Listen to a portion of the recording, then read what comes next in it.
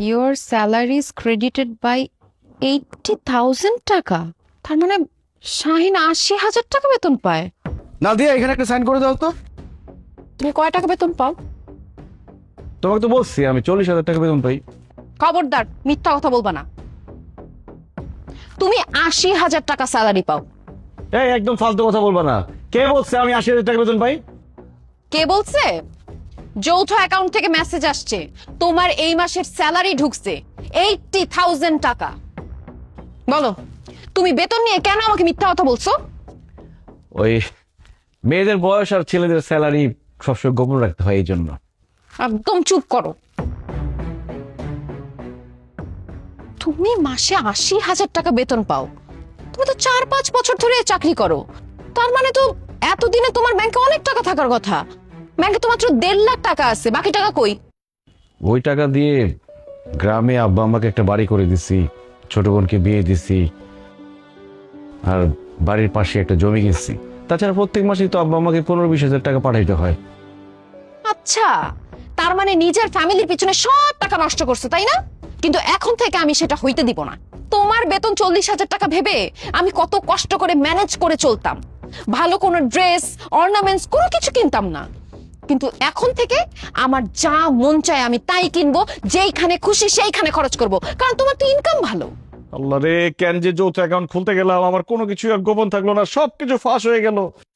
কে যে যৌথ অ্যাকাউন্ট আবিষ্কার করছে আরে পাই দেওয়ার খবর করে ছাড়তাম। যে যৌথ অ্যাকাউন্ট খোলার সিস্টেম বাইর করছে না, সে খুব ভালো করছে, কারণ স্বামী স্ত্রীর জন্য এটা বেস্ট। আচ্ছা যাওয়ার হয়েছে, বাদ দাও তো। মা ফোন দিছিল, বললো আব্বাকে ডাক্তারি চেক আপ করাইতে হবে, 15-20 হাজার টাকা লাগবে। এই 20,000 টাকা চেকে একটা সাইন লাগবে, তোমার সাইন তো মাকে টাকা পাঠাইতে হবে। কি বললা তুমি? ডাক্তারের কাছে চেক আপ করাবে, এর জন্য 20,000 টাকা লাগবে? তোমার মাঝে এইসব ডাক্তার দেখানোর অজুহাত দিয়ে তোমার কাছ থেকে টাকা হাতায় নেয়, সেটা আমি খুব ভালো করে জানি। এখন থেকে এসব চলবে না। আমি কোনো জায়গায় সাইন করব না। তুমি 1 টাকাও গ্রামে পাঠাইতে পারবা না। নাদিয়া বোঝার চেষ্টা করো, আমার বাবা অসুস্থ।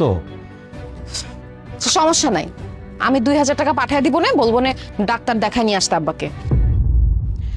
আচ্ছা শোনো, তুমি চেকে একটা সাইন করে দাও তো, আমার কিছু টাকা তুলতে হবে। কেন? তুমি টাকা দিয়ে কি করবা? ওই একটু পার্লারে যাব, আমার হেয়ার ট্রিটমেন্ট করব, স্কিন ট্রিটমেন্ট করব, একটু ফেসিয়াল করতে হবে। তাছাড়া আমার অনলাইনে কিছু ড্রেস পছন্দ হয়েছে তো, ওগুলো অর্ডার দিতে হবে। তাড়াতাড়ি সই করে দাও।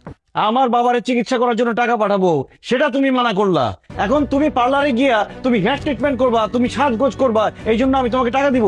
প্রশ্নই আসে না। আমি তোমাকে একটা টাকাও দেবো না, আমি কোনো চেকে সাইনও করবো না।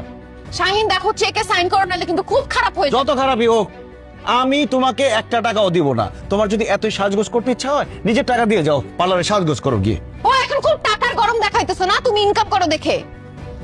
উফ, আমার স্কিনটা রাফ হয়ে যাচ্ছে।